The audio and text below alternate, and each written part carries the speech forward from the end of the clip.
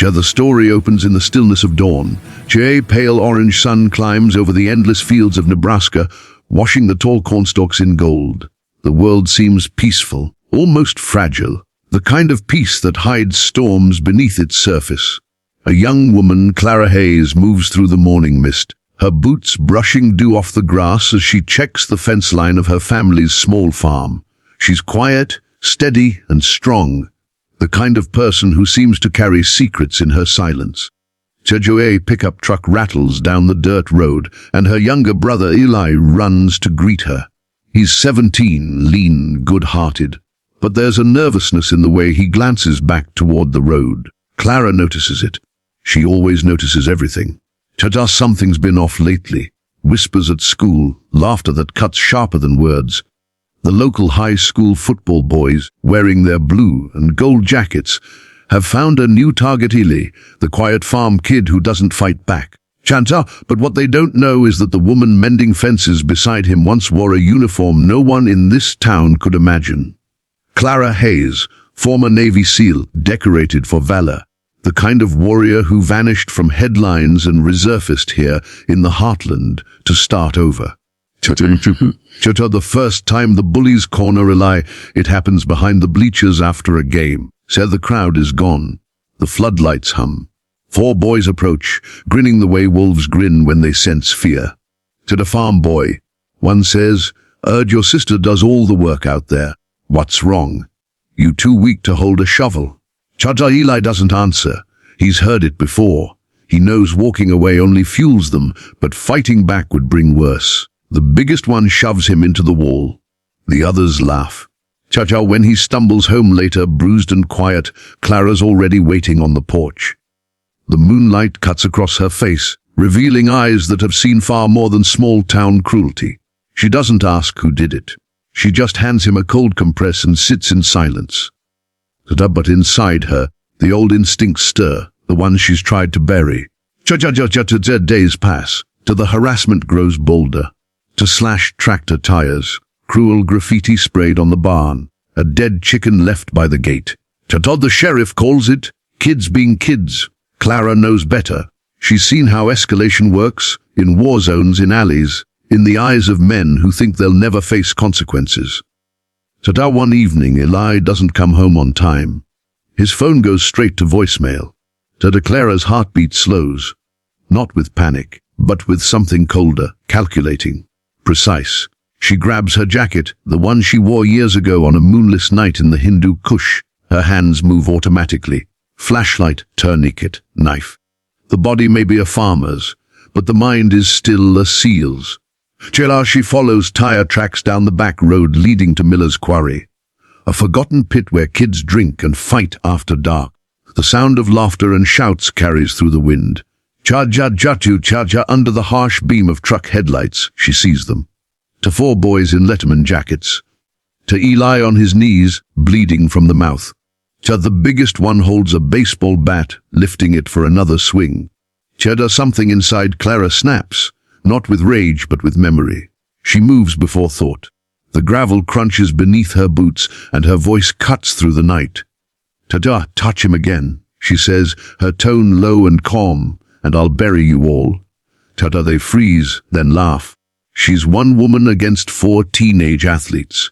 But there's something about the way she stands, squared shoulders, balanced feet, that makes even laughter sound hollow. The leader steps forward. Lady, this is none of your... He never finishes. In one fluid motion, Clara twists his wrist, disarming the bat and sending him sprawling. 2 others charge, and she moves like smoke, controlled, economical. A kick to the ribs, a knee strike to the solar plexus. They collapse gasping, not even sure what hit them. The last boy backs away, trembling. You're crazy! No, she says. Just trained. She lifts Eli over her shoulder and walks away, her silhouette cutting through the dust and headlights like a figure out of myth. By the time the sheriff arrives, the bullies are still on the ground moaning. Eli tries to explain, but Clara simply says, self-defense, and turns her gaze toward the horizon. News spreads fast in small towns. By morning, rumors ripple through the diner, the gas station, the school. The quiet farm girl, the one who fixes fences and hauls feed like a man. Turns out she was something else entirely. Some call her a hero, others say she went too far. But none of them understand what it's like to live with ghosts. The kind that whisper from memory every time you see someone helpless and afraid. As the days pass, the bullies avoid Ely. The sheriff's report lists mutual altercation, and the parents grumble about damages, but no one presses charges. Deep down, even they know their sons crossed a line. Clara returns to her routine, up before dawn, feeding the horses, patching fences. Yet something has shifted. Eli looks at her differently now, not with fear or awe, but with understanding. He finally asks the question that's been haunting him. Why'd you leave the Navy? She doesn't look up, because sometimes you win the war and still lose yourself. A week later, Clara drives into town for supplies. The air feels lighter somehow, as if the land itself recognizes a balance restored. At the hardware store, one of the boys' fathers stops her. He's a large man, face worn from years of labor. My boy's jaw's wired shut, he mutters. You proud of that? Clara meets his eyes. I'm proud he's still breathing. He doesn't reply. He just walks away, shame written in the slump of his shoulders. Life slowly returns to normal. Life starts working at the feed store, saving for college. Clara rebuilds the barn roof, humming softly to herself. But one night she wakes to the sound of a truck pulling up the drive. For a second she's back overseas. The scent of sand and cordite, the echo of mortar fire. Her hand reaches instinctively for the knife beside her bed before she catches herself. She steps outside. It's one of the boys, the smallest, the one who ran that night. He's holding a box of tools. Ma'am, he says, voice shaking. I wanted to fix what we broke. Clara studies him for a long moment, then nods. Grab a hammer.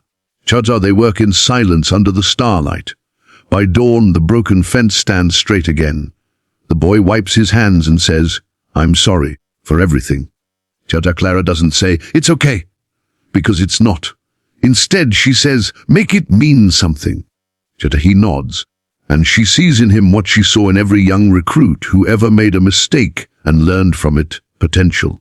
Months later, a letter arrives.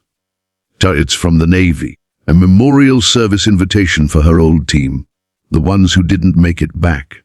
Clara drives out to the coast, stands on the cliffs overlooking the ocean, and finally lets the weight she's carried fall away with the tide. When she returns home, Ely meets her at the gate. There's new strength in him now, the kind forged through pain and forgiveness. Together they walk the fields side by side. The land is quiet again. But this time it feels earned. In towns like theirs, stories spread, then fade. But whispers about the quiet farm girl who took down 4 bullies with nothing but grit and training still echo in the hallways of the high school.